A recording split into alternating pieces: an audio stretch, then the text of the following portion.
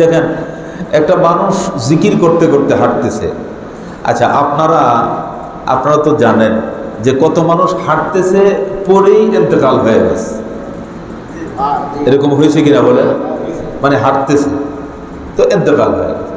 চেয়ারে বসে আছে, আমি কিছুদিন আগে একটা ভিডিওতে দেখলাম, চেয়ারে একটা লোক বসে আছে, তো ঘুরতে ঘুরতে ঘুরতে ঘুরতে চেয়ার থেকে পড়ে গেছে। কি বলেন, ঠিক কিনা?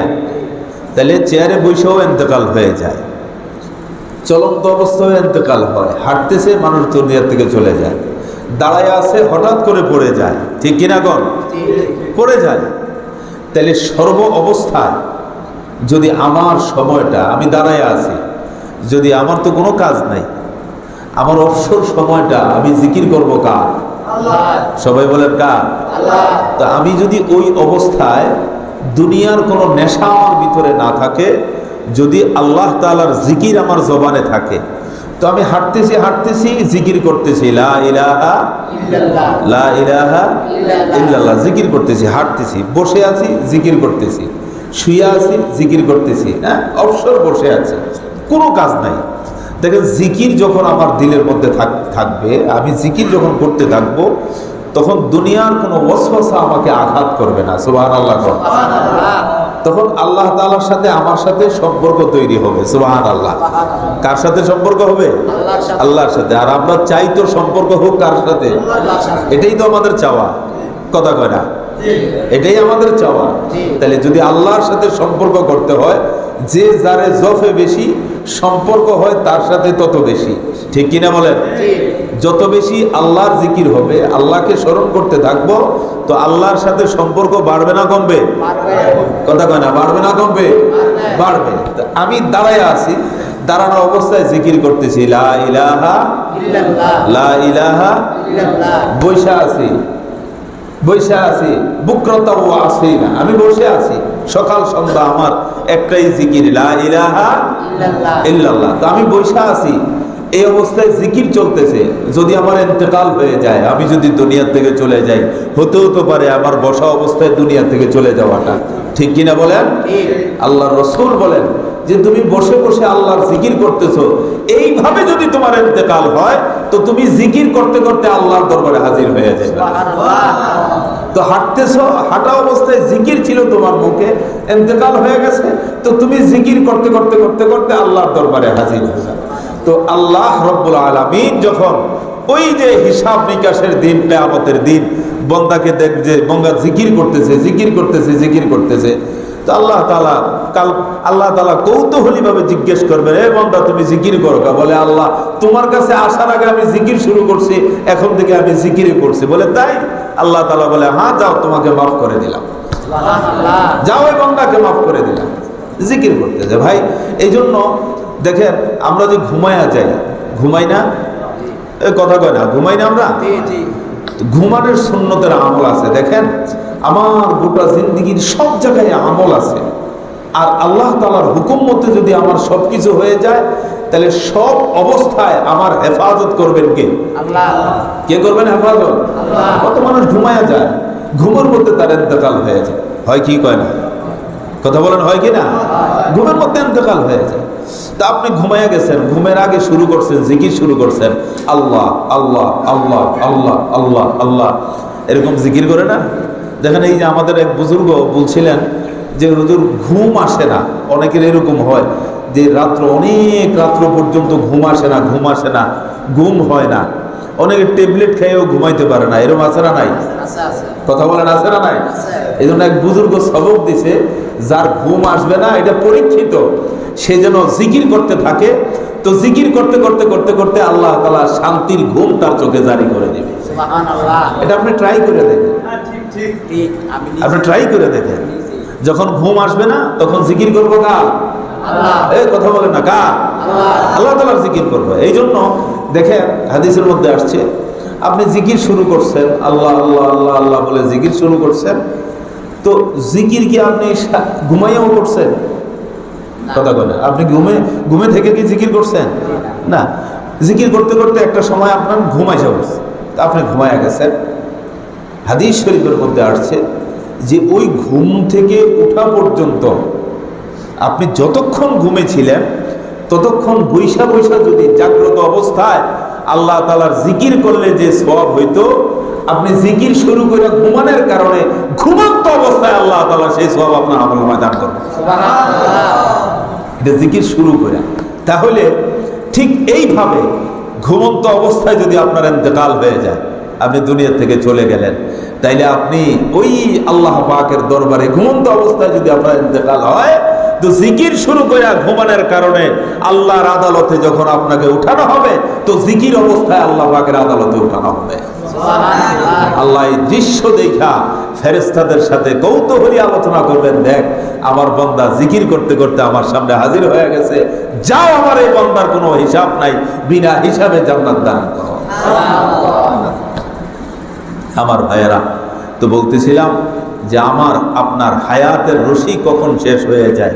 মৌত জিস দিন আ গই দুনিয়া কি দৌলত क्या हुई, मौत जिस दिन आ गई दुनिया की दौलत क्या हुई, रूह तन से उड़ गई मुर्दा की हालत क्या हुई, कैसे कैसे ताजदारा रानिया शहजादिया, गलबदन सब रह गया है रूह तन से उड़ गया। এজন্য বলছিলাম যে মৃত্যু আমাকে আপনাকে যে কোনো মুহূর্তে আঘাত করতে পারে, এই জন্য প্রস্তুতি নেওয়া, মরার জন্য প্রস্তুতি নেওয়া। কারণ এই মৃত্যুর কথা যখন আমার দিলের মধ্যে আসবে, তখন দুনিয়ার সব নেশা আমার দিল থেকে চলে যাবে, সমস্ত অভাব অনটন পেরেশানি আল্লাহ তাআলা আমার দিল থেকে উঠাইয়া দিবেন। যেরকম সুবহানাল্লাহ। আপনারা জানেন বলখের বাদশাহ ইব্রাহিম বিন আদহাম, আপনারা কি নাম শুনছেন কোনোদিন? শোনেন নাই মনে হয় না? বলখের বাদশাহ ইব্রাহিম বিন আদহাম রহমতুল্লাহি আলাইহি নব্বরাল্লাহু মারকাদাহু ওয়া জাআলাল জান্নাতা মাসওয়াহু, আল্লাহ তাআলা ওনার কবরটাকে নূরানি বানায়া দেন। সুবহানাল্লাহ, আমিন কোন, আমিন বলেন আমিন। উনি বাদশাহ ছিলেন। বলখ একটা মেবি ইরাকের একটা রাজ্যের একটা অংশ ছিল, সে অংশের বাদশাহ ছিলেন, বলখের বাদশাহ। তো উনি একদিন রাত্রে ঘুমায়া গেলেন, হঠাৎ করে দেখেন যে এই যে এর উপরে, ছাদের উপরে আওয়াজ, টক টক টক টক টক টক আওয়াজ হয়। আওয়াজ পাইয়া বলখের বাদশাহ ঘুম থেকে উঠা রাত্রিবেলা ওখানে গেছে, যে দেখে একটা লোক ঘুরতেছে ছাদের উপরে। বলে, ভাই তুমি ঘুরতেছো এখানে, কারণ কি? বলে, আমি ঘুরতেছি, আমার একটা উট হারানি গেছে। শুনতেছেন আমার কথা? সবাই শুনতেছেন? কি হারানি গেছে? উট। খুঁজে কোথায়? ছাদের উপরে উট খুঁজে। তো বলখের বাদশাহ জিজ্ঞেস করে যে, ভাই তুমি উট হারানি গেছে, তুমি আমার ছাদে উট খোঁজো, কারণ কি? তুমি কি আমার ছাদে উট খুঁজা কোনোদিন পাইবা? উট তো থাকে মরুভূমিতে, উট থাকে যেখানে ঘাস আছে সেখানে থাকে, তো তুমি আমার ছাদে উট খুঁজতেছো কারণ কি? তো বলখের বাদশাহ এই প্রশ্ন করার সঙ্গে সঙ্গে আগন্তুক ব্যক্তি বলছে যে, বাদশাহ মহারাজ, যদি আপনার কথাটা সঠিক হয় যে উট ছাদে খুঁজলে পাওয়া যাবে না, তো আপনিও আপনার এই সিংহাসনে ঘুমাইয়া ঘুমাইয়া আল্লাহকে পাওয়া যাবে না। সুবহানাল্লাহ করবেন না? সে পেরেশান হয়ে গেছে। বলে কি?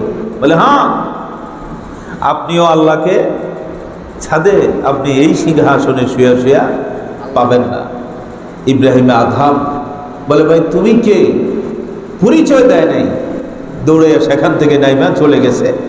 ইব্রাহিম আদহাম ইতিহাস লিখে যে ইব্রাহিম আদহাম তার পিছনে দৌড়াইতেছিল, তার খবর নেওয়ার জন্য সে কে আমাকে এই সংবাদ দেয়া সজাগ করে দিয়েছে। সুবহানাল্লাহ। আমি তো ঘুমন্ত ছিলাম, কে আমাকে সজাগ করলো? সেই ইব্রাহিম আদহাম রহমতুল্লাহ আলাইহি পরের দিনেই চলে গেল, তার এই রাজ সিংহাসন ছেলে রাত্রেই সেই চলে গেছে। চলে যাওয়ার পরে দীর্ঘদিন হয়ে যায়, সকালবেলা উজির নাজির মন্ত্রী পরিষদ আইসা দেখে বাদশাহ নাই, বাদশার সিংহাসন খালি। বাদশার বাড়ি খালি, ঘর খালি, কিচ্ছু নাই। কোথায় সেই বাদশা? কোথায় গেল? খুঁজে পায় না।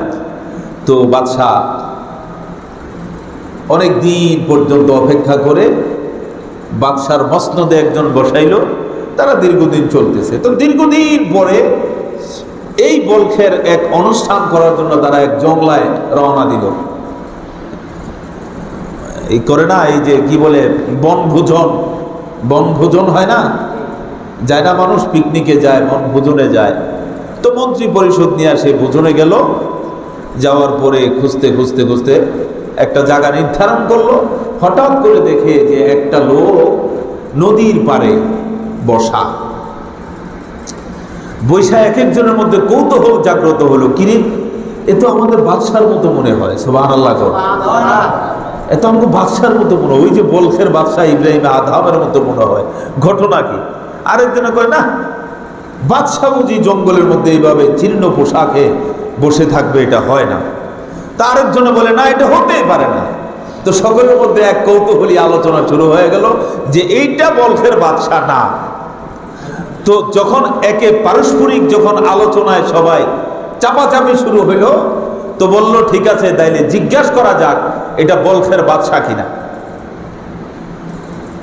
সমস্ত মানুষ একত্রিত হইল, তাকে জিজ্ঞাসা করবে। জিজ্ঞাসা করা হলো যে আমাদের মধ্যে এক সন্দেহ কাজ করছে, আমরা বলখের মন্ত্রী পরিষদরা এখানে এসছি বনভোজনে, কিন্তু আপনাকে তো দেখতে মনে হয় আমাদের হারানো বাদশা ইব্রাহিমে আদহাম।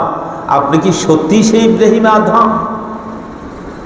এই কথা বলার সঙ্গে সঙ্গে ইব্রাহিমে আদহাম রহমতুল্লাহ আলাইহি মাথা নাড়া দিয়া সম্মতি দিল যে তোমাদের চিহ্নিত করাটা সঠিক হয়েছে, আমি ইব্রাহিমে আদহাম। জোরগণ সুবহানাল্লাহ। আরে বলেন কি, আপনি ইব্রাহিমে আদহাম? আপনাকে খুঁজতে খুঁজতে আমাদের মন্ত্রী পরিষদ পেরেশান, আমরা এত পেরেশান হয়ে গেছি, আপনি বলখের বাদশাহী রাইখা এখানে আসছেন।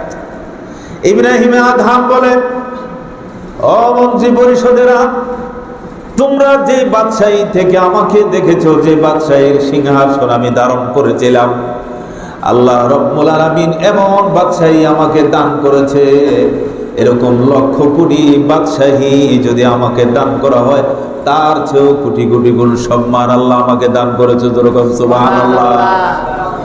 মন্ত্রী পরিষদ বলে, বাদশা মহারাজ, আপনি তো বড় চেয়ারে সিংহাসনে বসা ছিলেন, সুন্দর বাসভবনে আপনার জীবন যাপন ছিল, আপনার কত খাদেম ছিল, আপনার কত প্রহরী ছিল, কত মানুষ আপনাকে পাহারা দেয়। এখন কে আপনাকে পাহারা দেয়? কে আপনার খাওয়া দাওয়ার ব্যবস্থা করে? আজকে তো কোনো পাহারা নাই, আপনি জঙ্গলার মধ্যে এইভাবে বসে আছেন। ইব্রাহিম আদহাম বলে, এ মন্ত্রী পরিষদেরা, তোমরা জানো না এমন এক বাদশাহী আল্লাহ তাআলা আমাকে দান করেছেন। আমি বলখের বাদশা থাকা অবস্থায় তোমরা আমার অনুমতিকে গ্রহণ করেছো, আমার হুকুম পালন করেছো, তোমরাই শুধু করেছো। আর আল্লাহ পাক এমন এক বাদশাহী আমাকে দান করেছে, আল্লাহর গোটা মাখলুক আমার হুকুম পালন করে। যেরকম সুবহানাল্লাহ। আজকে গোটা মাখলুক আমার হুকুম পালন করে। আল্লাহ আমাকে এত বড় বাদশাহী দান করেছে। সুবহানাল্লাহ। এত বড় বাদশাহী। বলে, কি বাদশাহী আপনি পাইলেন? বলে, দেখো আমি এখানে বসে আছি, ইব্রাহিম আদহাম খুব চুপ করে বসে আছে। তো লোকেরা জিজ্ঞেস করছে, আপনাকে কি এমন বাদশাহী আপনি পাইলেন, কি এমন পেরেশান আপনার মধ্যে আসলো যে আপনি বলখের বাদশাহী ছেড়ে দিয়ে আপনি এখানে চলে আসলেন? তো ইব্রাহিম আদহাম একটা কাপড় সেলাই করতেছিল। কি সেলাই করতেছিল ভাই? বিরক্ত হইতেছেন আপনারা? তো কথা বলে, কি সেলাই করতেছে? কাপড় সেলাই করতেছে। তো মানুষের যখন, তার মন্ত্রী পরিষদের যখন কৌতূহল জাগলো যে আপনি কি এমন বাদশাহী পাইলেন, আমরা একটু দেখতে চাই। তো কাপড় সেলাই করতেছে, ওনার হাতে যে সুই ছিল সেই সুইটা উনি পানিতে ফেলে দিয়েছে। কোথায় ফেলে দিয়েছে? পানিতে ফেলে দিয়েছে। ফেলে দেওয়ার সঙ্গে সঙ্গে ইব্রাহিম আদহাম রহমতুল্লাহ আলাইহি পানির মাছকে উদ্দেশ্য করে বললেন, আচ্ছা বলেন আপনারা, সাগরের মধ্যে সুই ফেলে দিলে এই সুই কোনো যন্ত্র দিয়ে বের করা সম্ভব? ও ভাই কথা বলেন, ঠিক নেই? সম্ভব। কিন্তু ইব্রাহিম আদহাম রহমতুল্লাহ আলাইহি আল্লাহ তাআলা আল্লাহর দাসত্ব আর গোলামির মধ্যে নিজেকে কতটা বিসর্জন দিতে পারলে পরে যে সমুদ্রের মাছ ইব্রাহিম আদহাম যখন বললেন আমার সুইটা পৌঁছায়া দাও, ইতিহাস সাক্ষী ইব্রাহিম আদহাম বলার সঙ্গে সঙ্গে অসংখ্য মাছ স্বর্ণের সুই নিয়ে ওনার সামনে হাজির হয়ে গেছে। মন্ত্রী পরিষদ দেখা তো আশ্চর্য হয়ে গেছে, খুব আশ্চর্য হয়ে গেছে। আরে কি কথা, ইব্রাহিম আদহাম ঘোষণা দিল আর মাছ তার স্বর্ণের সুই নিয়ে সেখানে হাজির হয়ে গেল। মাছ সেখানে সুই নিয়ে হাজির হয়ে গেল। সঙ্গে সঙ্গে ইব্রাহিম আদহাম বললেন স্বর্ণের সুই নয়, স্বর্ণের সুই যদি আমি চাইতাম তাহলে বলখের বাদশাহী ছেড়ে জঙ্গলে আসতাম না, আমার যে সুই আমি ফেলেছি সেই সুইটা দাও। ইতিহাস লিখে ইব্রাহিম আদহাম এই কথা বলার সঙ্গে সঙ্গে তার ফালানোর সুইটা নিয়ে আরেকটা মাছ হাজির হয়ে গেছে। যেরকম এই বাদশাহী আল্লাহ তাআলা দান করেছে। আমার ভাইয়েরা, হযরত ইব্রাহিম আদহাম রহমতুল্লাহ আলাইহির ইতিহাস যে শুধুমাত্র মৌতের চিন্তা, জাহান্নামের ভয়, আল্লাহ পাকের ভয়, তাকে আল্লাহর সেই বিশাল দেওয়া রাজত্ব থেকে ফিরে নিয়ে আসা জঙ্গলে বসায় দিছে। এর মধ্যে শান্তি, এর মধ্যে সুখ। দেখেন একটা বাদশাহ রাস্তা দিয়ে রওনা দিলে কত ধরনের প্রহরী দরকার, কত কিছু দরকার। আর সেই ইব্রাহিম আদহাম একটা জঙ্গলার মধ্যে যেখানে হিংস্র প্রাণীরা বাস করে, কেউ যদি আল্লাহর হয়ে যায় তো আল্লাহ তার হয়ে যাবে। ঠিক কিনা বলেন? ঠিক কিনা? কেউ যদি আল্লাহর হয়ে যায়, আমার সব কিছু যদি আল্লাহর জন্য হয়, আল্লাহ পাকের হুকুম মতো যদি আমার জিন্দিগি চলে আসে, তো আল্লাহ তাআলা আমার সব দিক থেকে আমাকে হেফাজত করবেন। আল্লাহ পাক আমাদের সকলকে এই কথাগুলি আমল করার তৌফিক দান করেন। সকলে বলেন আমিন। ওয়া আখির দাওয়ানা আনিল হামদুলিল্লাহি রাব্বিল আলামিন।